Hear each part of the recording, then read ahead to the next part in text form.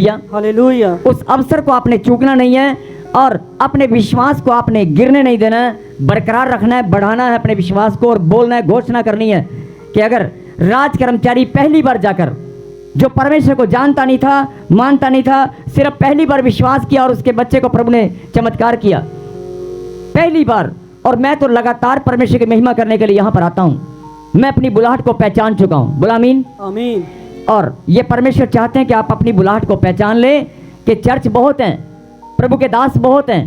ध्यान से सुने, चर्च बहुत हैं, प्रभु के दास बहुत हैं और हर चर्च में परमेश्वर मिलने के लिए आते हैं, लेकिन हर स्थान पर परमेश्वर ने हर एक जन की बुलाहट को रखा है, लेकिन आपको अपनी पहचानना है कि मेरी बुलाहट ताजपुर चर्च में है, मेरी बुलाहट ताजपुर चर्च में है। जैसे बैठ जाएं आप, जैसे राज कर्मचारी की बुलाहट कहां पर थी? गलील में। कहां पर थी? राज कर्मचारी की बुलाहट कहां पर थी? गलील में। वो यहूदिया में भी जा सकता था, लेकिन परमेश्वर ने उसको कहां पर आने का अवसर दिया? गलील में। यहूदिया से यीशु मसीह जब गलील में आया, उसे मालूम हुआ कि यीशु मसीह यहां पर आया हुआ है। उसने उसी टाइम फैसला किया और वो दौड़कर परमेश्वर के पास गया और विनती और प्रार्थना करने लगा। यही बात परमेश्वर समझाना चाहते हैं। चर्च बहुत है, प्रभु के दास बहुत हैं, आप कहीं भी जा सकते हैं, लेकिन परमेश्वर ने आपके जीवन में बुलाहट को रखा है। अपनी बुलाहट को पहचान ले कि आप ताजपुर चर्च जलंधर के लिए, प्रॉफिट बजिंदर सिंह मिनिस्ट्री के लिए आप चुने गए हैं। आमीन। जैसे वो चुना गया था गलील के लिए कि वो गलील में जाकर परमेश्वर से प्रार्थना करेगा, आप चुने गए हैं। हर संडे को जब आप अपनी बुलाहट के अनुसार यहाँ पर आते हैं, परमेश्वर आपके अंदर विश्वास को देखकर आपकी प्रार्थनाओं का उत्तर देते हैं। बोलो आमीन। आमीन। और जो बात समझने की है, दूसरी बात, उसने, यीशु मसीह ने कहा कि जा तेरा पुत्र जीवित है। जब उसने प्रार्थना की कि मेरा बच्चा मरने पर है, चल चल चल, तो यीशु मसीह ने कहा कि मुझे जाने की जरूरत नहीं है, मुझे तो सिर्फ मुंह से शब्द निकालने हैं, वचन को निकालना है। मुझे जाने की जरूरत नहीं है, मुझे वचन को निकालना है और काम हो जाना है। आमीन। और देखो यहां पर क्या हुआ, यीशु मसीह ने अपने मुंह से वचन को निकाला, जा जा तेरा पुत्र जीवित है। आज यीशु मसीह आपको बोलना चाहता है, जा तेरा कर्जा उतर गया है। आमीन। जा तेरा बच्चा चंगा हो गया है। आमीन। जा तू धनी हो गया है। आमीन।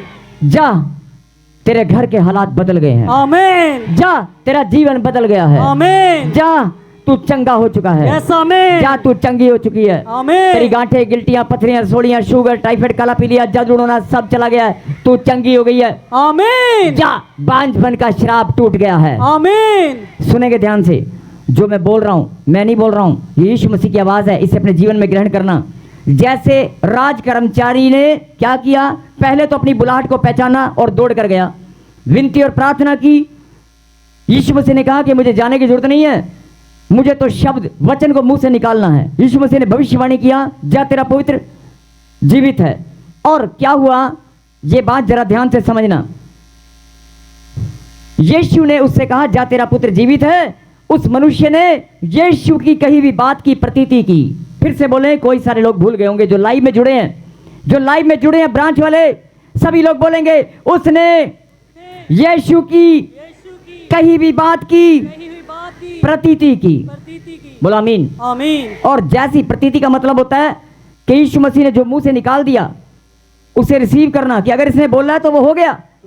अगर यीशु मसीह ने बोला है तो वो हो गया। अगर यीशु मसीह ने बोल दिया ना तो वो टलने वाला नहीं है, वो हो गया।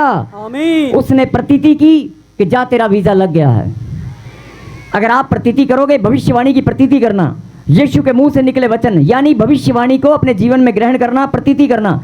और जैसे ही उसने प्रतीति की तो आगे क्या हुआ, वो क्या लिखा, प्रतीति की और वो चला गया। यीशु मसीह ने कहा, जा तेरा पुत्र जीवित है, तो उसने प्रतीति की और क्या किया, वो चला गया अपने घर की ओर। और 51 को पढ़ेंगे, क्या हुआ फिर, वह मार्ग में ही था, वह मार्ग में ही था कि उसके दास उससे आ मिले और कहने लगे, तेरा लड़का जीवित है। ऊंची आवाज से हालेलुया। उसने प्रतीति की और वो चला गया। जब वो चला गया, विश्वास किया उसने कि यीशु मसीह ने अगर बोल दिया तो मतलब हो गया। अगर यीशु मसीह ने बोल दिया तो उसके मुंह से निकला वचन टलने वाला नहीं है, वो हो गया है। हालेलुया। उसने ऐसा विश्वास किया और वो चला गया। और जब वो चला गया तो रास्ते में, वो मार्ग में ही था, 51 में लिखा, वो मार्ग में ही था कि उसके दास उस राज कर्मचारी के घर में जो दास थे, सेवा करने वाले थे, वो उसके पास से आ रहे थे और वो रास्ते में उसको मिले, और रास्ते में उसको मिले, मार्ग में ही था कि उसके दास उससे आ मिले और कहने लगे, अरे तेरा लड़का जीवित है, तेरा लड़का जीवित है।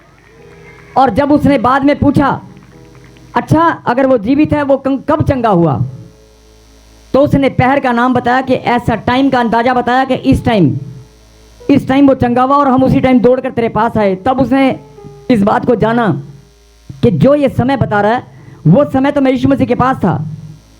जो समय इसने बताया, जो पहर दूसरा या तीसरा जो भी पहर उसके दासों ने बताया, फॉर एग्जाम्पल क्या वो जब घर जा रहा था, मान लो उसने सुबह 11 बजे प्रार्थना कराई, 11 या 12 बजे यीशु मसीह ने बोला कि जा तेरा पुत्र जीवित है, और वो दौड़कर अपने घर की ओर जा रहा था। पहर लिखा हुआ बाइबल में, लेकिन मैं आपको दूसरे तरीके से बता रहा हूं। मान लो 12 बजे यीशु मसीह ने बोला कि जा तेरा पुत्र जिंदा है। वो जब अपने घर की ओर जा रहा था, आधे रास्ते में पहुंचा तो आधे रास्ते में उसके दास जो घर में काम करते थे, सेवा करते थे, वो दौड़कर उसके पास आ रहे थे कि उसको बुलाकर लाएं कि तेरा बच्चा चंगा हो गया है। उसको मार्ग में मिले और वो समय मान लो 2 या 3 बजे का था। तो उसने पूछा, अच्छा मेरा बच्चा कब चंगा हुआ? तो उसने कहा 3 से 4 घंटे पहले बिल्कुल चंगा हो गया। और उसी टाइम हम दौड़कर यहाँ पर आए, आधे रास्ते में आप मिले। तो उसने उसी टाइम उसको पता चल गया कि 3 घंटे पहले तो मैं यीशु मसीह के पास था, और 3-4 घंटे पहले यीशु मसीह ने बोला था, मैंने प्रतीति की थी, यानी कि मेरा बच्चा उसी टाइम चंगा हो गया, मुझे घर जाने की जरूरत नहीं पड़ी। और यही बात परमेश्वर समझाना चाहते हैं। जितने भी लोग उस भीड़ में, वो लाखों की भीड़ जो NHPC तोरपा मैदान में वहां पर आई थी, उनको घर पहुंचने की जरूरत नहीं पड़ेगी, उनके रास्ते में ही गवाहियां बनने लग गई। और अभी भी जिन लोगों के मन में शंका है, मैं उनसे विनती और प्रार्थना करता हूं कि आप प्रतीति करें कि अगर मैं उस मीटिंग में गया था, उस प्रार्थना सभा को मैंने अटेंड किया है, तो मैं, यीशु मसीह ने कहा तेरा पुत्र जिंदा है, यानी कि यीशु मसीह ने कहा कि तू चंगा हो गया, तेरे घर में आशीष आ चुकी है। तो आपको बोलना है कि मैं भी आज प्रतीति करता हूं कि राज कर्मचारी अगर विश्वास के साथ प्रतीति करने के बाद अपनी आशीष को उसने पा लिया, तो मैं भी उस मैदान में गई थी, मैं भी उस प्रार्थना सभा में गया था, मैं भी उस झारखंड प्रार्थना सभा में, आत्मिक जागृति प्रार्थना सभा को मैंने ऑनलाइन अटेंड किया था, मैं भी, यीशु मसीह ने वहां पर सबको आशीष दिया, मैं भी वहां पर था, मैं भी अपनी आशीष लेकर आया हूं। और आज आपको यहां पर बोलना है कि संडे के दिन, आज विश्राम दिन को पवित्र मानकर मैं प्रभु के घर में आया हूं, अपनी बुलाहट के अनुसार अगर मैं यहां पर आया हूं, तो यीशु मसीह ने कहा कि जा तेरा पुत्र जीवित है। जैसे राज कर्मचारी ने प्रतीति किया और उसके जीवन में बड़ा चक्रम हुआ, उसका मरता हुआ बच्चा जिंदा हो गया, उसको चंगाई मिला। आज मेरे जीवन में भी जो नेगेटिविटी है, जो कर्जा है, जो बीमारी है, जो प्रॉब्लम है, समस्याएं हैं, वो सब जैसे उसके बच्चे की चंगाई मिली, ऐसे मुझे भी आशीष मिल चुकी है। आमीन। मैं परमेश्वर को धन्यवाद करता हूं। जैसे राज कर्मचारी ने ध्यान से सुने, सब कहीं हालेलुया, हालेलुया। इस लाइन को फिर से ध्यान से सुने। जैसे राज कर्मचारी ने यीशु के मुंह से निकले वचन की प्रतीति की और वो चला गया। जो लोग चूक जाते हैं, जो लोग बार बार बोलते हैं कि मेरे घर में आशीष नहीं आया, बैठ जाएं प्लीज, साथ वाले उनको कहीं बैठ जाएं। जो लोग चूक जाते हैं, प्रभु के अभिषेक में आकर, प्रभु के घर में आकर, प्रार्थना सभा में आकर भी जो लोग कहते हैं कि मैं गया था लेकिन मेरा काम नहीं बना, अरे आपने प्रतीति में कहीं खोट तो नहीं है, आपके विश्वास जरूर खरा होगा, लेकिन विश्वास की प्रतीति आपने की है कि नहीं? आपके विश्वास में खोट नहीं होगा, लेकिन क्या आपने प्रतीति की है? विश्वास को, अपने विश्वास को क्या आपने प्रतीति में बदल कर देखा है?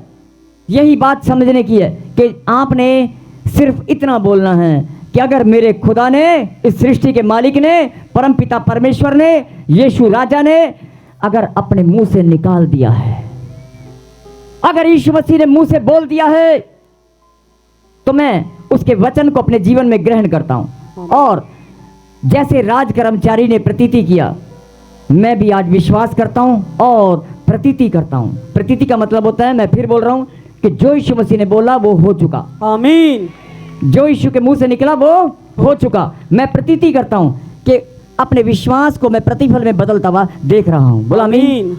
और ये भविष्यवाणी है। प्रभु ने कहा कि तू भविष्यवाणी करना कि जो लोग बीमार हैं, जो लोग दुखी हैं, परेशान हैं, लाचार हैं, चिंताओं में हैं, जिनके काम रुके हुए हैं, जिनकी ज़मीन, जिनके पैसे कहीं बंद गए हैं, देखो एक बात ध्यान से सुनना, परमेश्वर ये बताना चाहते हैं, अगर आपके घर में कोई समस्या है, कोई प्रॉब्लम है, पुरखों के श्राप या पीढ़ी दर पीढ़ी कोई श्राप आपका पीछा कर रहा है, या आप ही के जीवन में बहुत सारी गलतियां और आत्मिक गलतियां आपसे हो चुकी हैं, कोई पाप आपसे हुआ है जो आप भूल गए हैं, किसी का हृदय दुखाकर, किसी का अपमान करके, किसी के लेन देन में कोई चूक हुआ है, या आपसे, आपके घराने से, आपके माता पिता से भी अगर कुछ हुआ है तो हो सकता है भार आपके ऊपर पड़ा हो। लेकिन परमेश्वर आपको बताना चाहते हैं, अगर मैंने अपने मुंह से वचन निकाल कर तुझे आशीष दी है और तूने प्रतीति की है, तो कोई श्राप, कोई बद्दुआ, कोई जादू टोना तेरी ब्लेसिंग को रोकने वाला नहीं है, क्योंकि मेरे मुंह से निकला वचन टलने वाला नहीं है। आमीन। और मैंने वायदा किया, आकाश और पृथ्वी टल जाएंगे लेकिन मेरे मुंह से निकली वाणी नहीं टलेगी, वो हम सबके जीवन में पूरी होकर रहेगी। बोलो आमीन। आमीन। और जो लोग आज विश्वास के साथ प्रतीति कर रहे हैं कि मेरे लिए जो भविष्यवाणी हुआ है इस प्रार्थना सभा में, आज विश्राम दिन को पवित्र मानकर जितने भी लोग यहाँ पर बैठे हैं, मैं उनके लिए भविष्यवाणी करता हूँ पिता पुत्र पवित्र आत्मा के नाम में। मेरे खुदा, आपकी अगुवाई के द्वारा, आपकी इच्छा और आपकी योजना के अनुसार, मेरे पिता, आपने कहा था कि जब तू प्रार्थना में भविष्यवाणी करेगा तो मैं जिन लोगों ने भविष्यवाणी को प्रतीति में बदला, जिन्होंने अपनी विश्वास के साथ प्रतीति की, उनके मस्तक को मैं ऊंचा करूंगा और उनके जीवन में गवाहियों की मैं लाइन लगा दूंगा। आमीन।